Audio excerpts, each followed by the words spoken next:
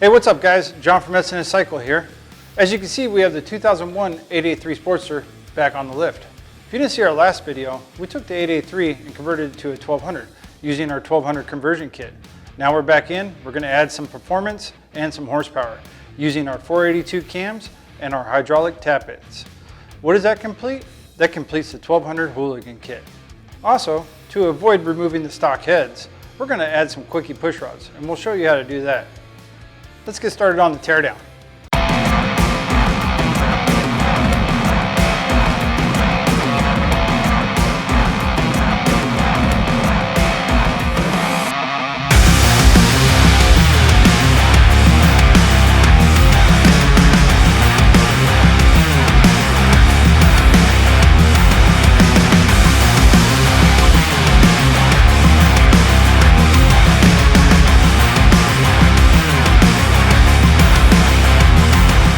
We just finished teardown. Now we're ready to install our new cams. Before we do that, let's talk about the cams real quick.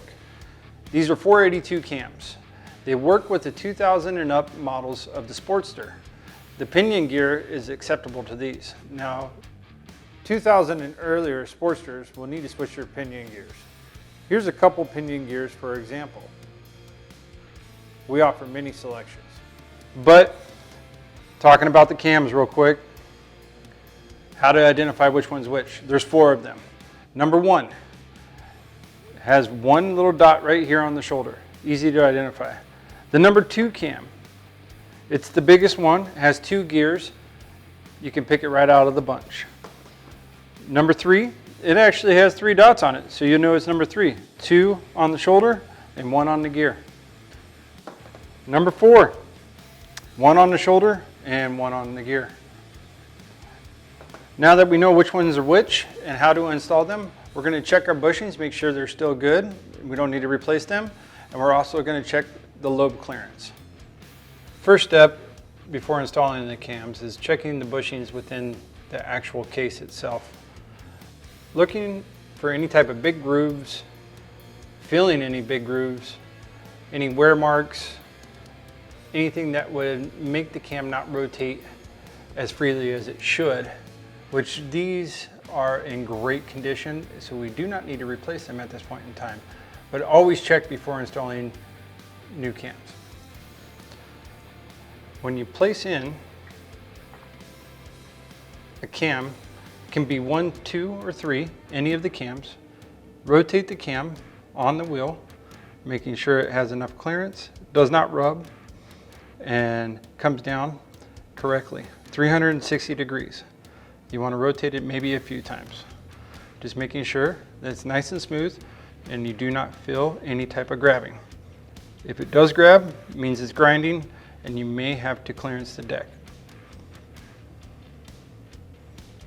These are in great shape. We're ready to install. Now that we've checked the lobe clearance on our cams, we're ready to install them. Before we do that, we're going to add a little bit of assembly lube to each bushing and to each cam on the ends of them to make sure they go in nice and smooth and rotate. Spread it around.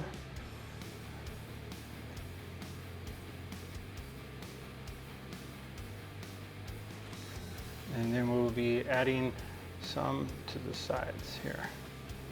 We're going to be starting off with cam 1 and cam 3 for the installation.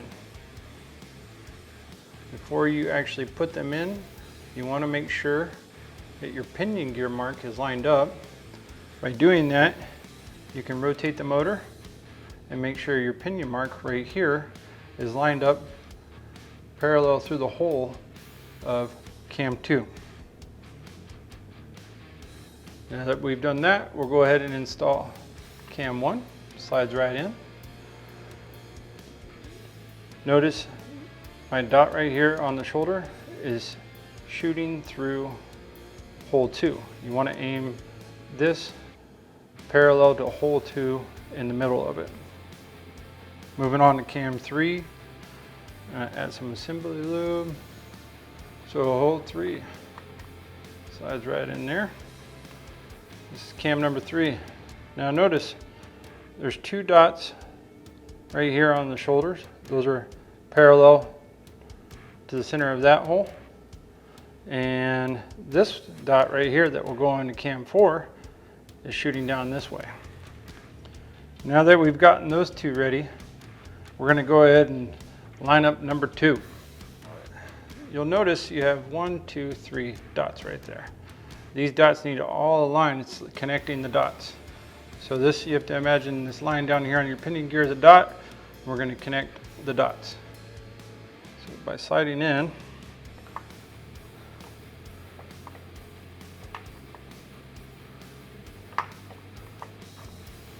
finesse it a little bit, it's okay.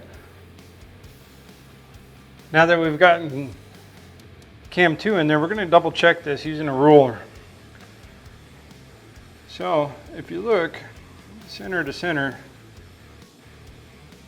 you line them up, it's parallel. Those dots are parallel. You line these up, those dots are parallel. And then we check this one, those dots are parallel. Now that we've gotten those all secured, we're going to go ahead and add number 4. That's number 4 cam.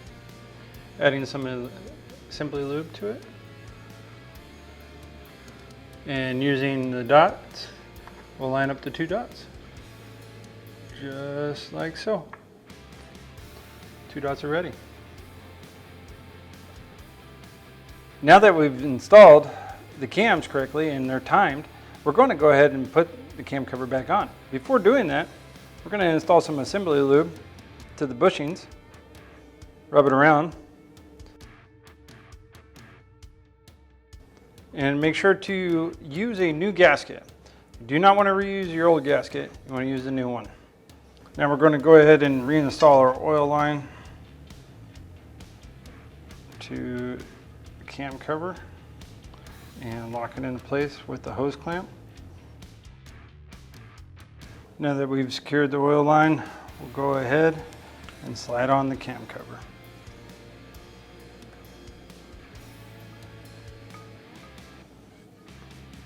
Lining up the bushings with the outers of the cams. Making sure our gasket doesn't move. No hoses get pinched. And tap it in.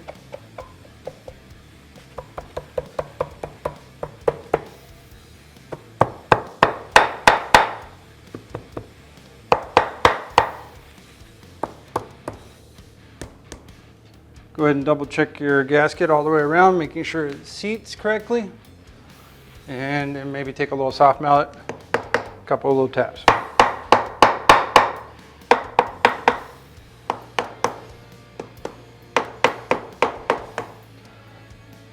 Perfect. Now that we've gotten our cam cover back on, we're going to go ahead and install our bolts, making sure that we add Loctite to each one. I will pre-Loctite all of them and then feed them in. Now, putting them back in the same order that you took them out,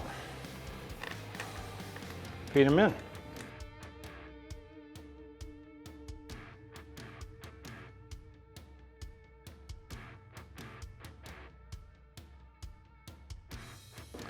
Now that you got them pre-fed in, we're going to go ahead and torque them down.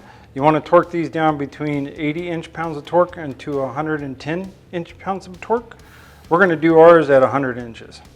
And the sequence that you want to do is starting off with number 1 right here.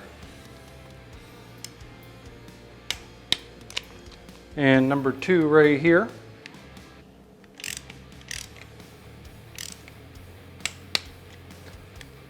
Number 3 is going to be right here.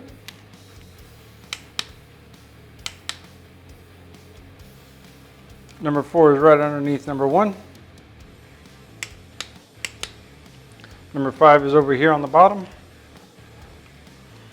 The order sequence for torquing is within the S&S instruction sheets. It will show you a diagram. Number 6 right above it. Number 7 right next to it. All right, number 9, or number 8 actually is right here, number 9, number 10, and number 11. So just like that, around the house.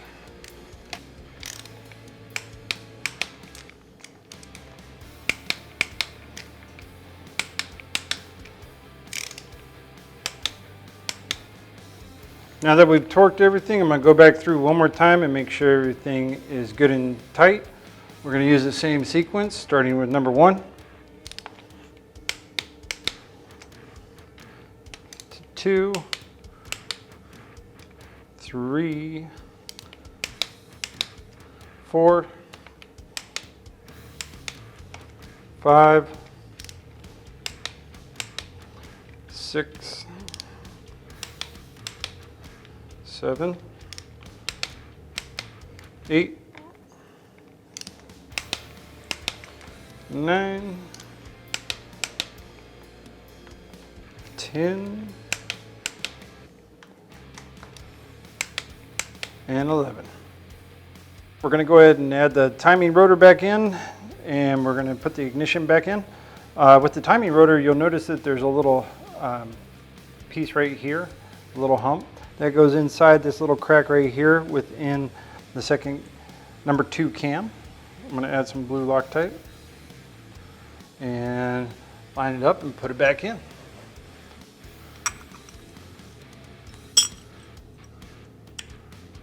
You'll be able to feel it slide in.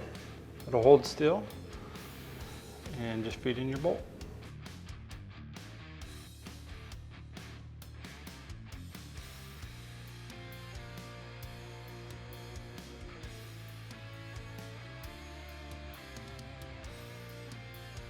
We've timed the cams and we've buttoned up the cam cover. We've torqued it down and we're ready to move on to our lifters.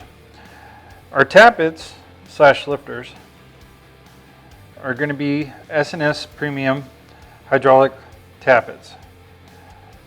We've let them soak within motor oil for 24 hours.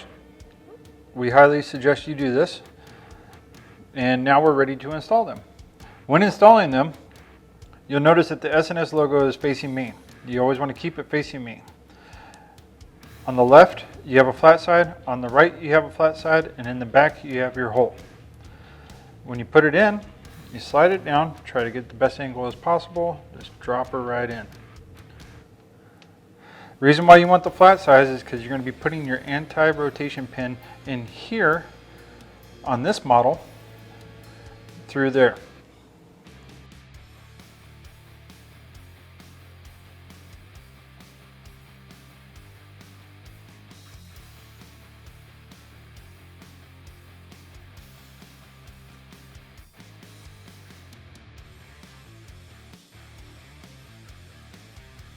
Now that we've gotten all our tappets inside the block, we're ready to install our anti-rotation pin. 2000 to 2005 models actually used this anti-rotation pin, which is a screw. You slide it in and screw. Earlier models used more of a triangle plate right here with the bolt on top. You take off and pull out the pins. Later models actually use tappet cups. So just know which application you have before diving into this so you know how to put it back together or make any type of modifications needed if necessary. We're going to be adding a little bit of Loctite, and we're going to, you may have to adjust a little bit to get her in there, but it should slide right in just like that. We're going to be torquing it down 100 inch-pounds of torque. It says to use 80 to 110, we're going to be using 100. If you can see right here, you're going to end up seeing the anti-rotation pin go across all the way into the block. What that does is it holds the tappet from rotating and does not spin.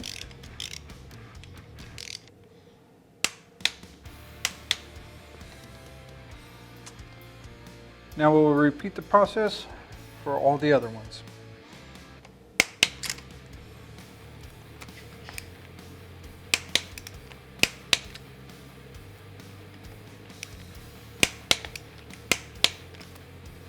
All right, Now that we've installed our tappets and we have torqued down our anti-rotation pins, we're ready to install the tappet covers. On this 2001 Sportster, the tappet covers sit on just like so, using a dowel pin in the back and a bolt in the front. This is the same style setup for 2000 to 2004, 2005, right in that range. We will be using new O-rings, pushrod tube O-rings. Always update your pushrod tube O-rings. And for this particular application, we're going to be using the S&S adapter for the pushrod tubes. We want to install S&S pushrod tubes on here with the quickie pushrods. So you 91 to 2003 guys, you'll be needing these. One thing to note, there is a slight cut on the bottom of it. You will be laying it on, and the direction of the motor, the way the motor is cut, so the pushrod tube can go straight up and down. Pretty easy way to install this. Grab some oil, just some motor oil, lube up both of the items, and slide the adapter through the cover. Put the O-ring on the adapter. A little bit of finessing. Just push it on there. And you'll notice that this is the dowel pin back here, so I'm going to push in as much as I can because it's going to dance on you. So you're going to need to torque it to fall into place. That's why we oiled it, so it'll slide into place. So you put the dowel pin side in first, just like so. Get that set up. I'm going to grab my bolt and a little bit of Loctite on the front bolt here. Okay, that one doesn't have any. Get rid of that. A little bit of Loctite on this front bolt right here. And we're going to go ahead and feed her in.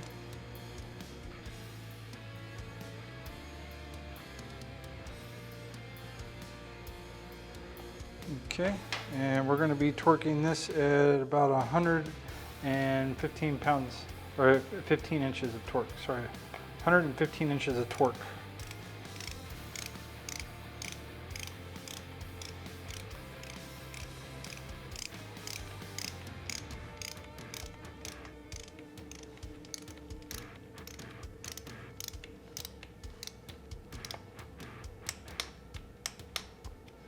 And repeat for the other 2 or 3 that you have left over.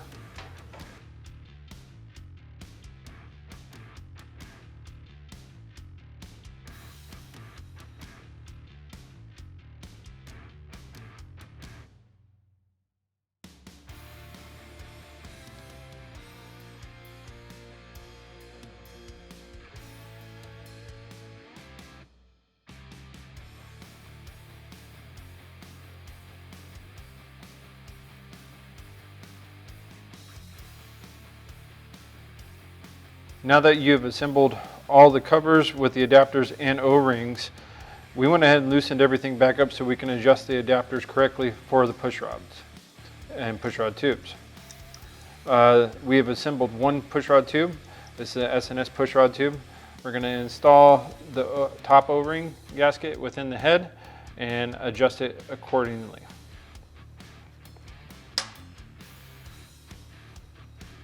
A little bit of oil on the O-ring gasket to help it go in, and you slide it into the crease within the head up top.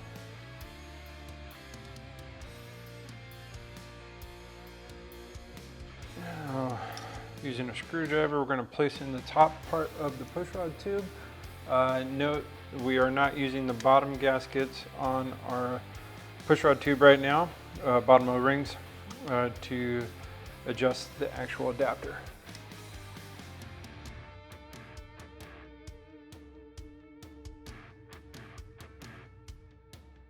We're using these pliers that do not have any type of abrasive marks on there, so it does not mess up the actual adapter. But if you notice right now, The adapter level is off. This side is a little bit lower than this side. We're trying to get it flush all the way around so the pushrod tube cover actually seats in there correctly. I'm gonna rotate.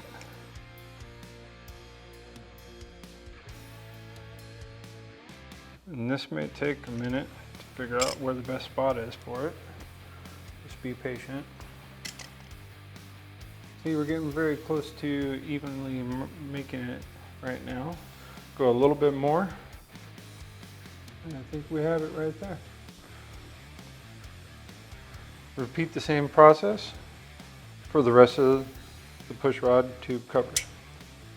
Now that we've adjusted our adapters correctly, we're going to lock this into place, torquing it down and moving forward to the pushrods.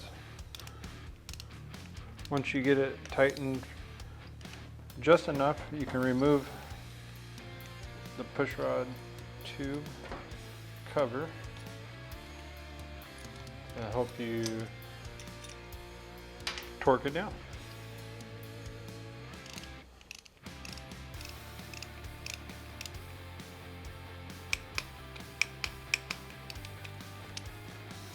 Right. So now that we have aligned our adapters correctly for our pushrod tubes, we went ahead and torqued down the covers.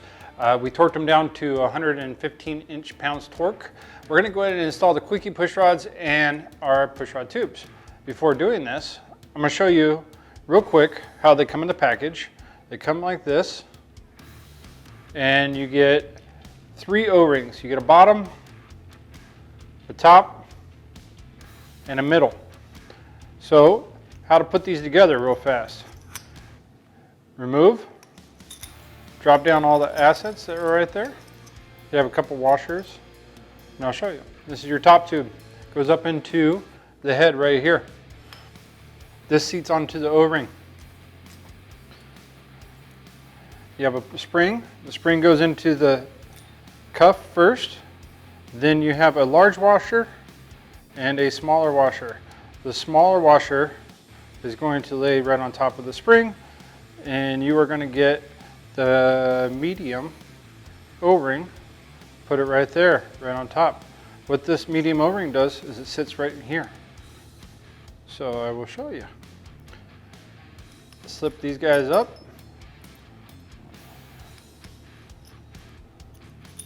And you're probably going to need to push the O-ring on just a little bit.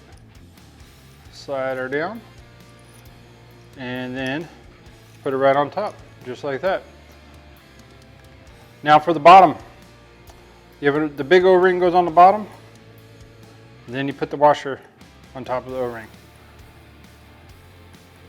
Put the head O-ring up in here, and you're all set. This is how they work. You will use the keeper to hold them still. All right, now we're ready to install our quickie push rods. So what we need to do here, which we've already done, is jack up the rear end, remove the spark plugs, and then kick it up into high gear. We're going to rotate the motor, making this top dead center. We're going to start with the rear cylinder and work to the forward cylinder. We'll also have to put this in top dead center. Before, with the stock push rods, we cut them out using a pair of snippers. And now we're going to use the leftovers by laying them inside the pushrod holes where the tappets are, and so we can see and gauge where top dead center is by rotating the back tire.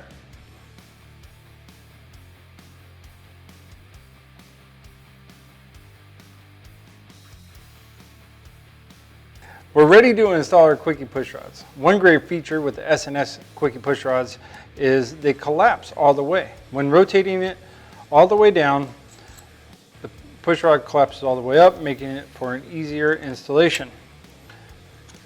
One other thing to note, when installing these, household appliance, paper clip, rubber band. Reason why you will need this, you will use it to keep the pushrod tube up while installing and adjusting quickie pushrod. Now that we have all our pieces ready to go, let's go ahead and install.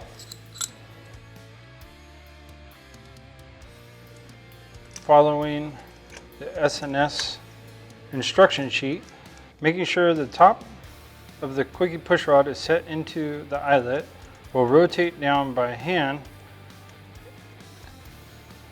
and extend the bottom of the quickie push rod into the tappet to secure it in place for adjustment. Perfect. Now that it's secured, we'll go ahead and lock in the top part of our pushrod tube using a flathead screwdriver. You will just push it in to the O-ring and lock it in place.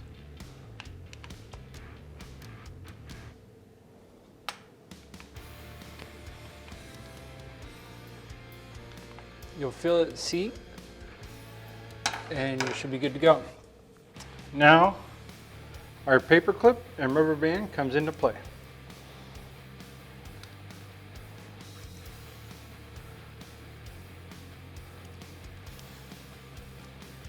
Just like so.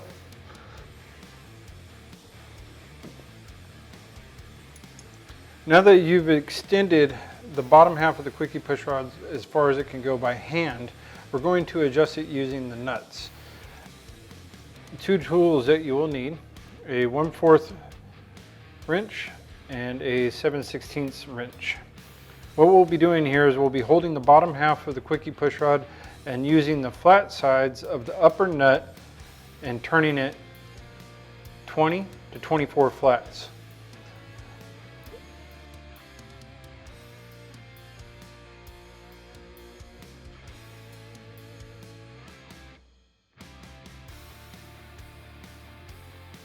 Now that we've adjusted the quickie push rods 24 flats, extending them out, we're going to let it sit for about 20 to 30 minutes to bleed all the way out.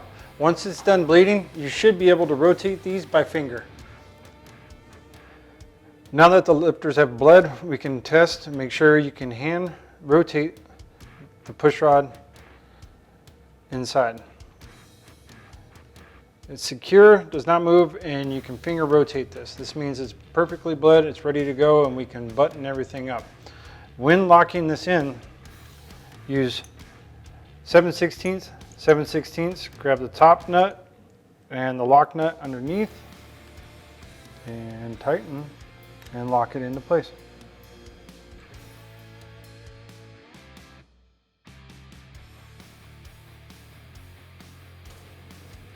Okay, we'll repeat the process for the front and move forward from there. Now that our quickie push rods are fully adjusted, we're ready to put the keepers on. The keepers are the top part of our S&S pushrod tubes. Slide the top portion up, and in the bottom slit, you will have enough room to fit a screwdriver into. You grab the top, you're going to grab the top part right here, which is spring loaded, and retract it down and push the keeper on.